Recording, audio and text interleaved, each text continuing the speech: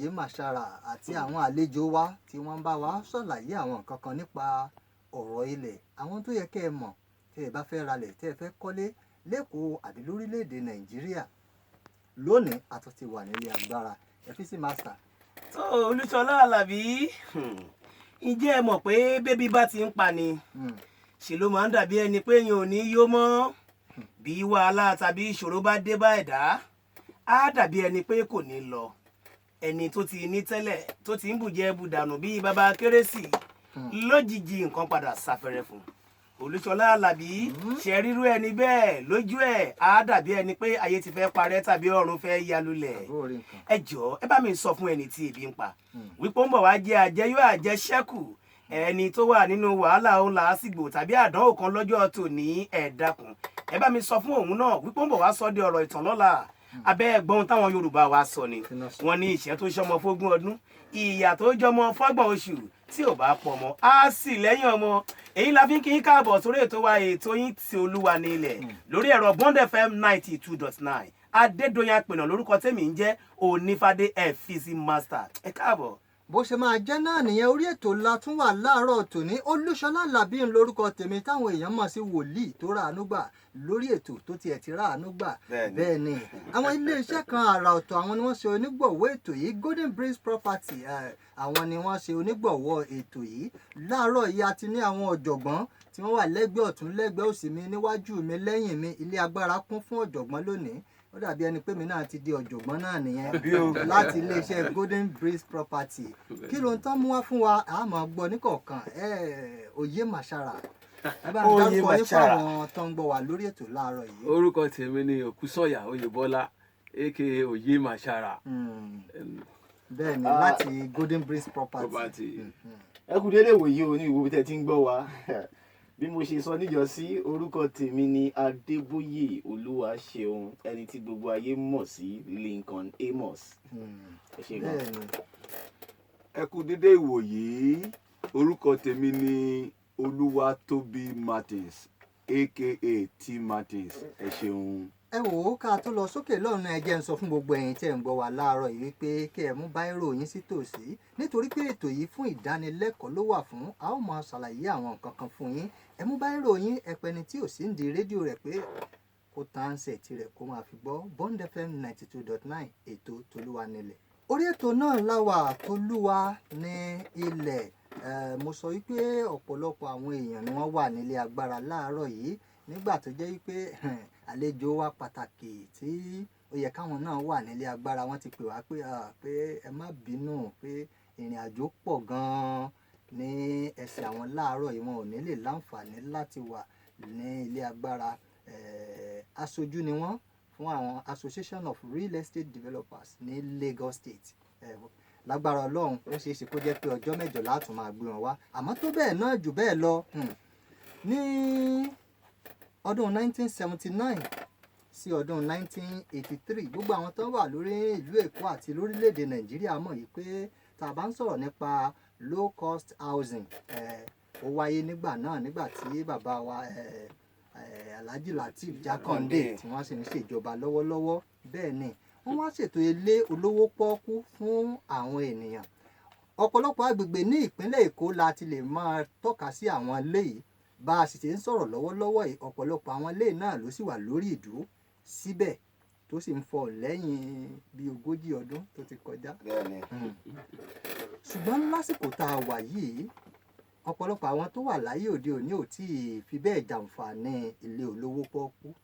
Kí là ń pè ní ilé olówó pọ́ọ́kú? Low cost housing.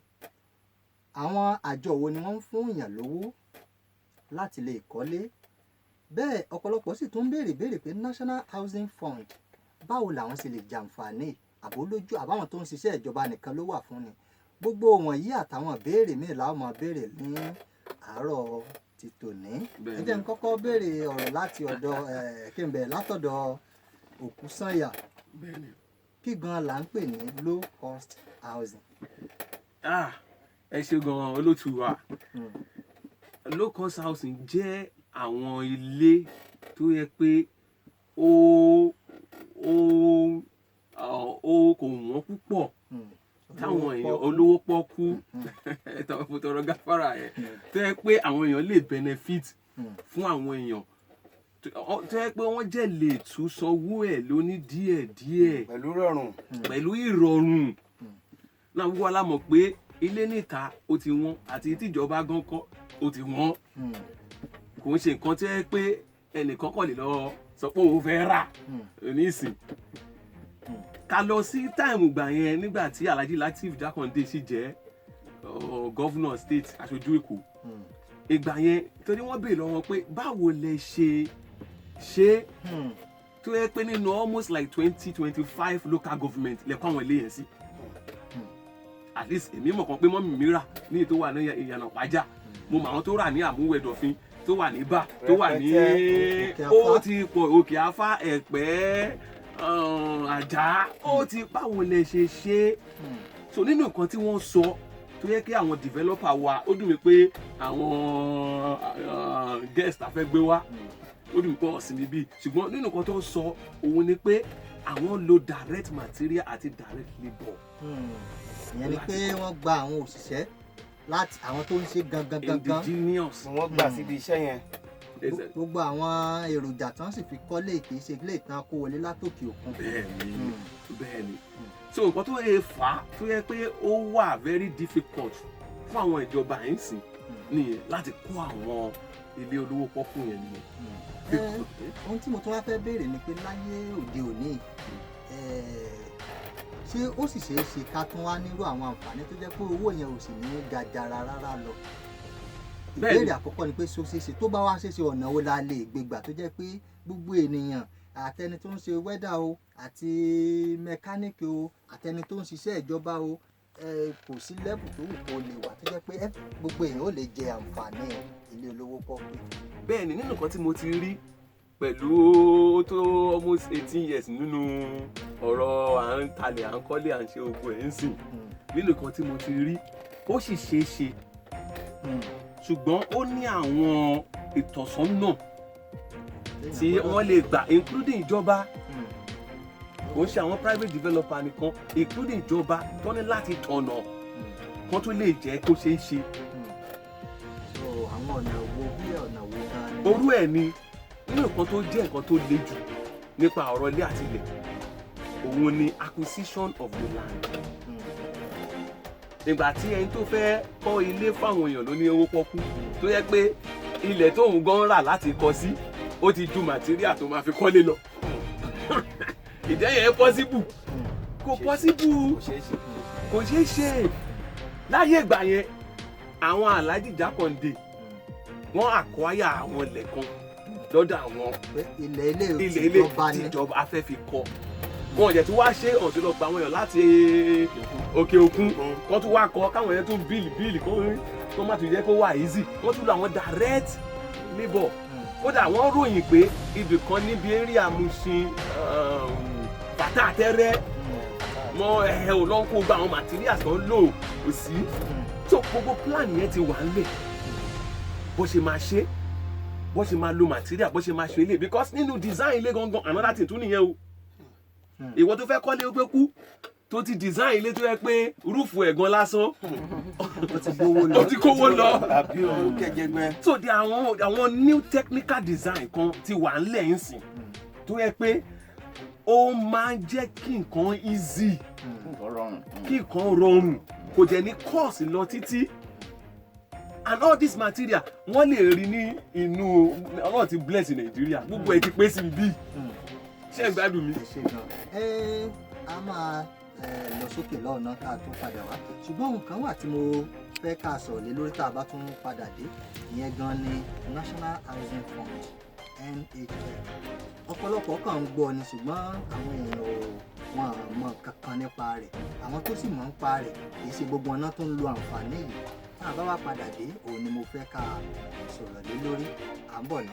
Golden Bricks Properties Limited àwọn ibi tí wọ́n ní ilẹ̀ àti ilé sí rèé Premier Garden City wà ní Àgbárá Ìgbẹ́sà àwọn ilé tí a yìí ń kọ́ lọ́wọ́lọ́wọ́ tí wọ́n wà fún títà 1 bedroom flat jẹ́ 3,750,000 naira 2 bedroom flat jẹ́ 2 bedroom flat semi detached ìyẹn jẹ́ 5 million naira 3 bedroom flat 7 million naira àǹfààní wà láti san owó yìí láàrin ọdún 3. bákan náà wọ́n tún ní ilẹ̀ lọ́lọ́pọ̀ yanturu sí àgbárá ìgbẹ́sà. full plot of land jẹ́ 800,000 naira. wọ́n tún ní ilẹ̀ sí Bluestone Garden City Mowe Town 5 minutes drive láti express. promo wà lórí àwọn ilẹ̀ yìí. a plot of land jẹ́ 2.5 million naira pẹ̀lú C of O. ọ́fíìsì wọn wà ní Nasima Building 8 Ọba Akínjọbí Way GRA Ìkẹjà lẹ́kọ̀ọ́. fún àlàyé lẹ́kùnrẹ́rẹ́ ẹ pè 081 47 20 1410 tàbí 090 23 42 82 55.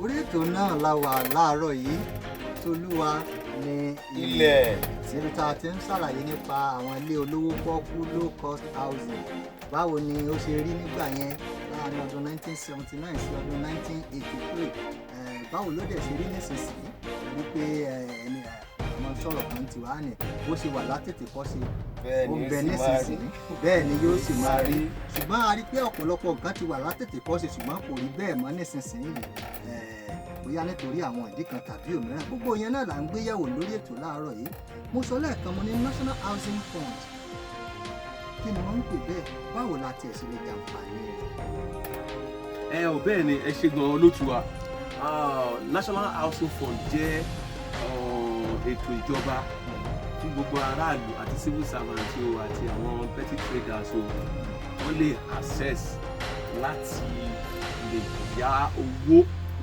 tí wọ́n lè fi ra ilé àbí kọ́lé. tá a bá fẹ́ àṣẹ̀ṣe pé a fẹ́ jàǹfààní níbo gan la máa lọ àbí àákànṣá lọ sí ibi tó bá ti wà pé a fẹ́ àṣẹ̀ṣe owó a fẹ́ níbo gan lèèyàn á lọ ìgbésẹ̀ wo lèèyàn á gbé ṣé ó ní nǹkan kan tí èèyàn gbọ́dọ̀ jẹ́ pé bóyá ẹni tó jẹ́ level 12 lẹ́nu iṣẹ́ ìjọba o ẹni tó àbí gbogbo èèyàn ló lè jàǹfààní. gbogbo èèyàn ló lè jàǹfààní àtẹni tó tẹ̀ ṣe tó ń ṣiṣẹ́ pẹ̀lú ìjọba ló lè jàǹfààní ẹ̀ ṣùgbọ́n wọ́n láti approach àwọn primary mortgage banks tó máa bá wọn package ẹ̀ fún Federal Mortgage Bank of Nigeria so tó bá approach ẹ̀ olúkálùkù ní guidelines tí wọ́n láti lò so that wọ́n á lè sọ gbogbo details kan tó máa mú wá tó bá ti ń jẹ́ ẹni tó ń ṣiṣẹ́ tó wó jẹ́ wọnú àkáǹtì ẹ̀ tó bá ti ń jẹ́ ẹni tó ń ṣiṣẹ́ pẹ̀lú ìjọba àbí private institution tó yẹ pé ó jẹ́ wọ́n san salary fún ẹ so wọ́n máa require pé kẹ́ mú percentage monthly salary yín owó tó ń wọlé kẹ́ máa dá so you must have a contribution with them before you can access the loan. ẹ má bínú ó sì yóò bá wí. má tó sáré ìbéèrè kan sí alàgbà Lincoln ní Olúwaṣe Adébóyè ẹ jọ̀ọ́ iléeṣẹ́ tiyín ọ̀nà wo ni ẹ̀yin gan torí àti sọ abala tìjọba taládàáni nísìn nílé iṣẹ́ tiyín ọ̀nà wo lẹ̀yin ń gbà pèsè ilé olówó pọ́ọ́kú fáwọn aráàlú. ẹ ṣé olóòtú mo tún kí yín lẹ́ẹ̀kan sí ẹ̀yin tẹ́ ń gbọ́ wa níbi gbogbo tẹ́ wà. Golden Bricks Property nǹkan tí bàbá wa Alhaji Jákàndé ṣe nígbà ọjọ́ òní àwa rí i pé àǹfààní pọ̀ nú ẹ̀ gan nígbà yẹn àwọn èèyàn dẹ̀ jàǹfààní ẹ̀ lọ ní rẹpẹtẹ. bẹ́ẹ̀ni because òye màṣára sọ lẹ́ẹ̀kan pé ìyá tí wọ́n rà ń bẹ̀ èmi náà nẹ́gbọ́n tó rà ń bẹ̀. so nǹkan tó bá ṣẹlẹ̀ fún ogójì ọdún sẹ́yìn tó jẹ́ pé ó dẹ̀ yìí ń ní ipa nígbà tá a wà ń sìn àǹfààní tó dáa ni o èyí ni àwa rí ní Golden Bricks Property Limited tá a sọ wípé nǹkan tí bàbá wa ṣe ń gba ọjọ́ ni àwa náà fẹ́ ṣe é sìn yín o a dẹ̀ rí wípé gbogbo ìlànà tí bàbá wa gbà wá náà ń tọ̀ ó dẹ̀ ń ṣe é ṣe fún wa fún ìdí èyí la ṣe rò pé àwọn mẹ̀kúnnù ọ̀pọ̀lọpọ̀ wọn ni wọn ò ní lórí bá a ṣe ń sọ̀rọ̀ báyìí sí nítorí pé nǹkan tó ń rí lóṣooṣù kò jẹ́ nǹkan kan wọ́n dẹ̀ ti rora wọn pín pé wọ́n lè nílé lórí so àwa náà dẹ̀ rí pé nǹkan tá a lè ṣe láti lè jẹ́ kọ́ mọ̀ ipò ṣeé ṣe ní ká bá wọn ṣe ní nǹkan tó yẹ pé owó ẹ̀ ní gara rárá.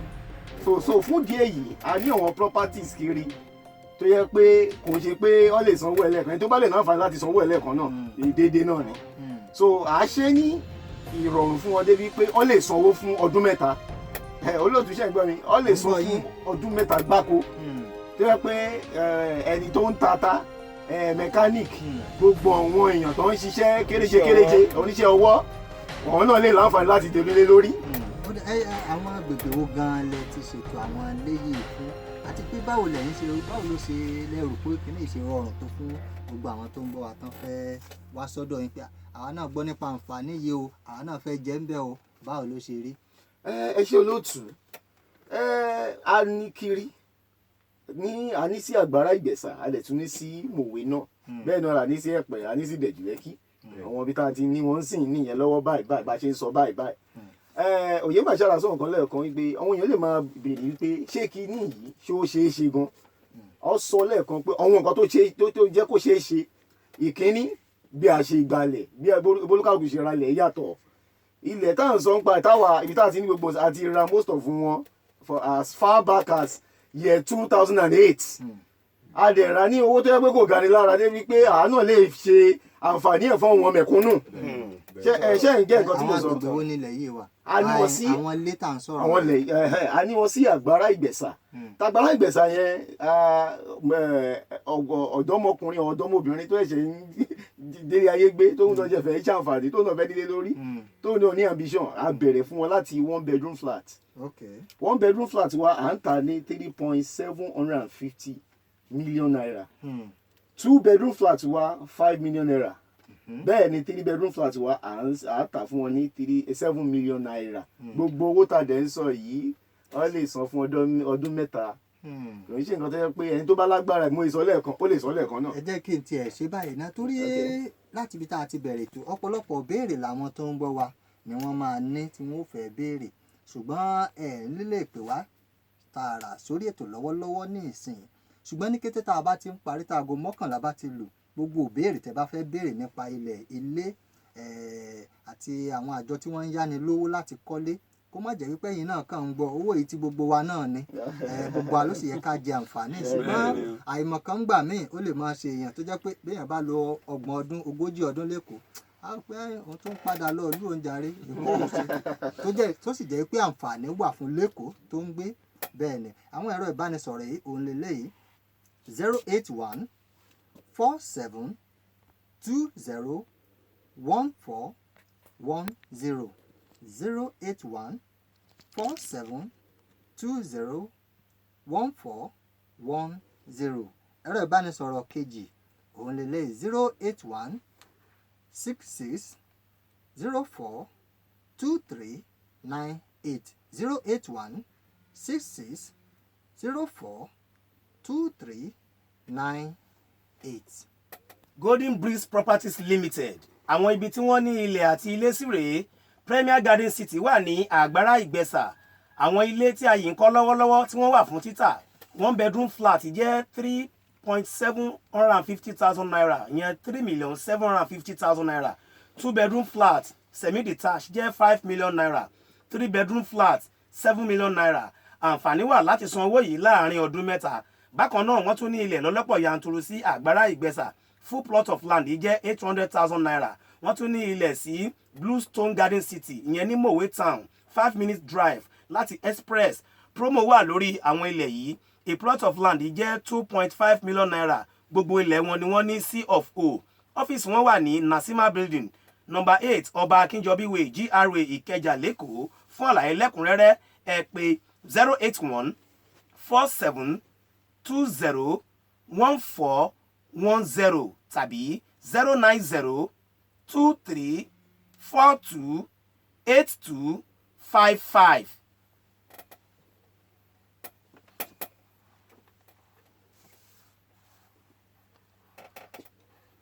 orí ètò náà láṣìwà àti olúwa ní ilẹ̀ bẹ́ẹ̀ ni níbi tá a ti ń ṣàlàyé àwọn nǹkan kan fún wa tó yẹ ká mọ̀ nípa báwa náà ṣe lè di onílé lórí nítorí pé gẹ́gẹ́ bí àwọn ọ̀jọ̀gbọ́n tí wọ́n mọ̀ nípa ọ̀rọ̀ ilẹ̀ àti ilé gbígbé tí wọ́n ń sọ fún mi wípé àwọn owó kan wà tó jẹ́ pé inú àpò ìjọba ló ń wọlé sí tó sì jẹ́ pé ìjọba ti wá tún fún àwa aráàlú láǹfààní pé ká lè máa jàǹfààní owó yìí ká lè máa fi ra ilé. Bẹ́ẹ̀ ni National Housing Fund ti gbogbo wa náà ni, ṣùgbọ́n ọ̀pọ̀lọpọ̀ wa náà ò fi bẹ́ẹ̀ mọ̀ nípa ẹ̀. Ìdí nìyẹn tá a fi gbé àwọn àlejò wa wá sórí ètò yìí. Ẹ jẹ́ kí n tó padà sí Golden Breeze Property nípa àwọn àǹfààní tí ẹ ń bá wa sọ yìí nípa low cost housing yìí. Kí ló ń tí ẹ tún fẹ́ káwọn aráàlú mọ̀ nípa ilẹ̀ yìí, ẹni tí ò tí ẹ já sọ pé ẹni tí ò gbọ́ nípa ẹ̀ rí?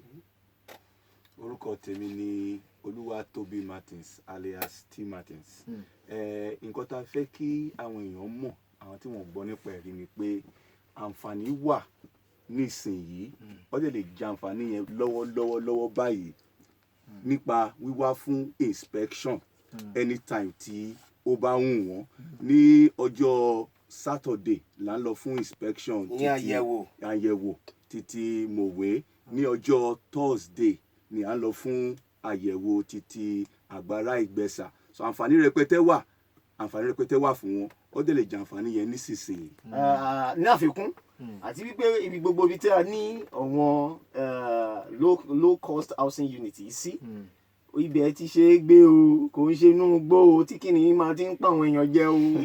Àwa ní Àgbàrá Ìgbẹ̀sà lẹ́yìn Chinese street race zone la wà, ó ti ṣe é gbé. Tó bá sanwó ẹ nísìn wàá gba ilé ẹ lóṣù 2 sí 3. À ń kọ́ wọn kan lọ́dọ̀ yẹn tí ń san owó ní yanturu tàbí tí ń bá wọn kọ́ lọ.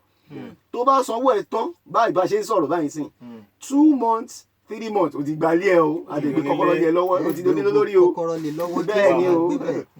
Ọ̀nà tó dẹ̀ lead síbẹ̀ ọ̀nà tó dáa ní express road ni. Kò tiẹ̀ sí wàhálà, gbogbo àwọn companies tó wà níbi Àgbàrá Ìgbẹ̀sà Ìdíà ó lé ní more than 700 companies now. Ibẹ̀ níbi Chinese street race zone wà. Ní àsìkò wa tiẹ̀ ní ọ̀pọ̀lọpọ̀ àwọn èèyàn mo fẹ́ kí wọ́n béèrè àwọn ìbéèrè tó bá jọ mọ́ àwọn àǹfààní tá a ti sọ̀rọ̀ ní orí ètò yìí. Ẹ̀rọ ìbánisọ̀rọ̀ tí ẹ mọ̀ pè sí òun náà ní 081 47 20 1410 081 47 20 1410 tàbí 081 66 04 2398 081 66 04 2398. Àwọn ẹ̀rọ ìbánisọ̀rọ̀ tí ẹ máa pè wá sí òun nìyẹn. Alàgbà Oyèmására ẹ kàn bá mi sọ̀rọ̀ kan ní gbólóhùn kan bí láti gba aráàlú nímọ̀ràn tó lọ́jọ́ ti lọ. Lọ́rọ̀ kan láti parí gbogbo ẹ̀, nítorí àwọn kan béèrè lọ́wọ́ mi pé ẹjọ́ èwo ló dáa jù fáwọn láti kọ́kọ́ rà, ṣé ilẹ̀ ni o àbí ilé ni? Mo wá sọ nípa ìmọ̀ràn kan tí ọ̀gá mi pàtàkì kan tó gbà mí ní ìmọ̀ràn gbà yẹn. Ó sọ pé tó bá jẹ́ pé nǹkan tó kọ́ ẹ̀ fẹ́ ṣe pé o ò tẹ̀tí ní ilẹ̀ ò tí ní ẹni tí ì rí, ilé ló máa ń da kéèyàn kọ́kọ́ rà. Tó bá ti ra lé o wá lè wá máa kọ̀ntínú láti máa ra gbogbo nǹkan lọ tó kù lọ. Ẹja ọ̀rá fílẹ̀ bẹ́ẹ̀. Ọjọ́ mẹ́jọ a tún máa wà lórí ètò yìí tó jẹ́ pé a tún ṣàlàyé ọ̀pọ̀lọpọ̀ àwọn nǹkan tó yẹ kẹ́ ẹ̀ tún mọ̀. Àmọ́ títí ìgbà náà Olúṣọlá Àlàbí lórúkọ tèmi. Ẹ̀rọ ìbánisọ̀rọ̀ tẹ́ lè pè mí sí fún ìbéèrè lẹ́yìn ètò 081 35 37 1812 081 35 37 1812. tó bó ṣe jẹ́ nìyẹn lórí ètò ti Olúwa nílẹ̀ tẹ ọ̀sẹ̀ yìí. Adédoyin Apẹ̀nà lórúkọ tèmi, Onífádé FVC Master. Fún ìpolówó ọjà tàbí MC tó ta sánsán lóde àríyá yín, ẹ pè mí sórí 080 58 55 38 68 080 58 55 38 68. Ó dàbọ̀.